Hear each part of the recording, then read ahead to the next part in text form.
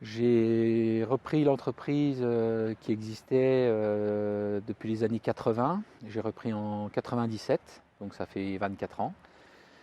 La pépinière au départ était uniquement une pépinière forestière et quelques plantes d'ornement. Et aujourd'hui, j'ai développé une gamme de plantes du froid, de plantes de terre de bruyère et surtout axée sur les petits fruits.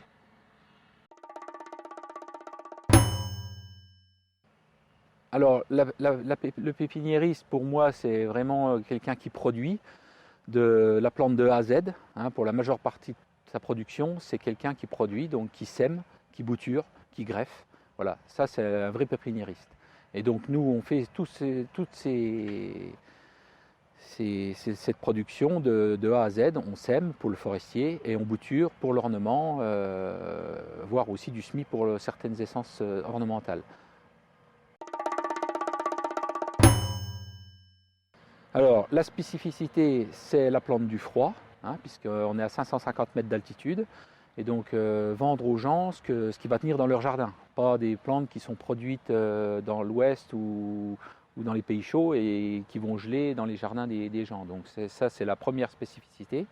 Après, la deuxième spécificité, c'est sur les petits fruits.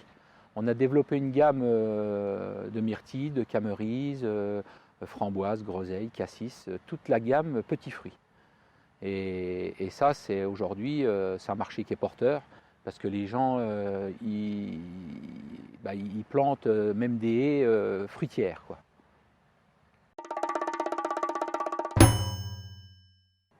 Alors, pour le respect de l'environnement, on a acté sur sur 3 points, je dirais essentiels.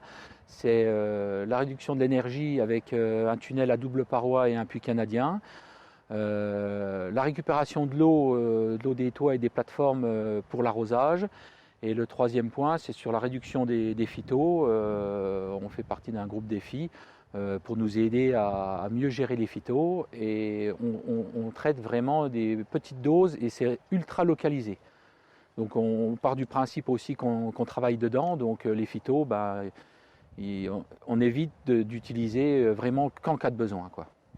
Alors le fait aussi qu'on fait notre multiplication de A à Z, hein, la bouture, du semis, on maîtrise vraiment l'enherbement et ainsi on réduit les phytos puisqu'on part sur une culture propre dès le départ. Le fait aussi qu'on a un environnement un peu boisé, et on part sur donc des abords propres, du terreau qui est propre et de jeunes plants propres et les plateformes sont aussi nettoyées tous les ans.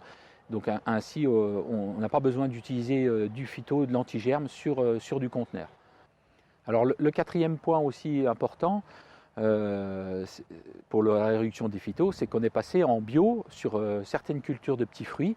Donc on produit du conteneur bio en petits fruits pour les gens qui mettent dans leur verger et qui sont bio. Donc on est obligé, quand on a un verger bio, de rentrer des petits fruits bio pour continuer la certification, quoi. Alors l'entreprise de demain, c'est sur la continuité de notre travail de 20 ans. C'est sur la résistance au froid, la résistance aux maladies aussi, parce qu'on réduit les phytos aussi quand les maladies ne sont pas présentes sur certaines variétés qui ont été améliorées et donc plus sensibles aux maladies et aux ravageurs. Et aussi le prolongement de notre activité de production de petits fruits en arboriculture et en bio, hein. Donc on a commencé à planter des vergers de petits fruits sur la myrtille, sur la camerise, framboise, groseille, etc. Pour après envisager une transformation de ces petits fruits.